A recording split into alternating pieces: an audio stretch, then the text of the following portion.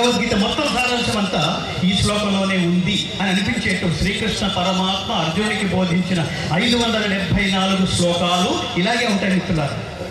ప్రతిదీ అమూల్యమైన రత్నాల్లాగా. ఇది నేర్చుకుంటే చాలురా మన ఐడియాలజీ మారిపోతుంది. ఈ శ్లోకం అర్థం చేసుకుని ఆచరిస్తే చాలురా మన జీవితం సెటిల్ అయిపోతుంది.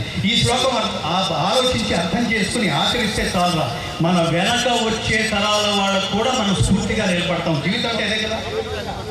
నేను స్కూల్స్కి కాలేజెస్కి వెళ్ళినప్పుడు పేరెంట్స్తో రమ్మని చెప్తాను. అసలు చెప్పాల్సిన పేరెంట్స్కే, ఎందుకంటే పొద్దున్న లేచి హడావుడిగా బయటకు వెళ్ళిపోయి రాత్రి ఎప్పుడో 11, 12, 1 గంటకి ఇంటికి వచ్చి పిల్లలకి కావాల్సిన కంఫర్ట్స్ అన్నీ ఏర్పాటు చేస్తున్నాను కదా అనే దారుణమైన అమాయకత్వం అజ్ఞానం తెలియదు. కానీ అలా పిల్లలు వదిలేస్తే వాళ్ళు తల్లిదండ్రులే నాకేదైనా స్ట్రెస్ వస్తే, నాకేదైనా ఆలోచన వస్తే నా మొట్టమొదటి స్నేహితుడు మా నాన్న, నా మొట్టమొదటి స్నేహితురాలు మా అమ్మ అనే భావన ఎంతమంది తల్లిదండ్రులు తమ బిడ్డలకి కలగజేస్తున్నారో ఒకసారి చెక్ ఇవ్వచ్చు.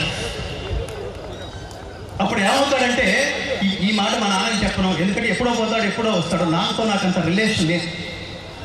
అమ్మతో చెప్తే ఏమన్నా అనుకుంటుందేమో. ఇంకా వాడికి అప్పుడు బయట ఫ్రెండ్స్ మొదలవుతారు. వాడెవడో వాడి ఐడియాలజీ ఏమిటో ఎటు తీసుకుపోతాడో తెలియదుతున్నారు.